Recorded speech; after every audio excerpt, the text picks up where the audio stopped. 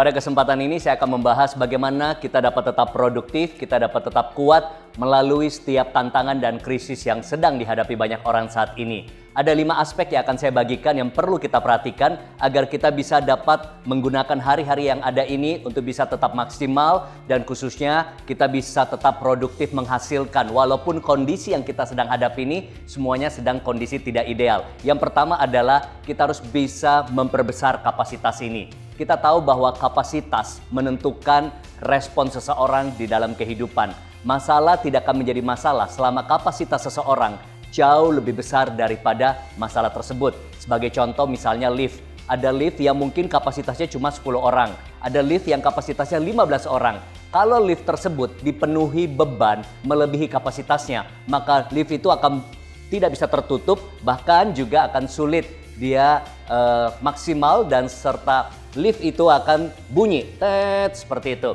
Nah, sama dengan kehidupan seseorang. Ketika beban masalah, tantangan, dan krisis sudah melampaui kapasitas dirinya, maka orang tersebut seringkali mulai merasa bingung, panik, buntu, tidak tahu harus ngapain. Nah, itu menunjukkan bahwa itu waktunya kapasitas kita harus diperbesar. Saya percaya bahwa hidup ini adalah kumpulan dari krisis, tantangan, masalah yang sudah kita lalui di waktu lalu. Ada krisis tahun 98, ada krisis 2018, belum lagi ada bencana, ada gempa, ada situasi buruk, ada yang mungkin krisis dalam hal hubungan, keluarga. Tapi kalau pernah kita lalui, itu akan menjadi referensi yang membuat kapasitas kita lebih punya daya tahan yang lebih besar.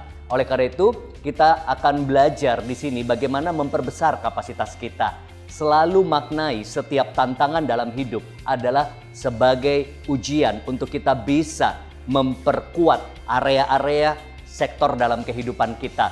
Saya cerita sama anak saya katakan bahwa kalau kurang lebih 2 bulan ini kita semua harus ada di rumah, tidak bisa kemana-mana, nggak bisa ke mall, nggak bisa jalan-jalan.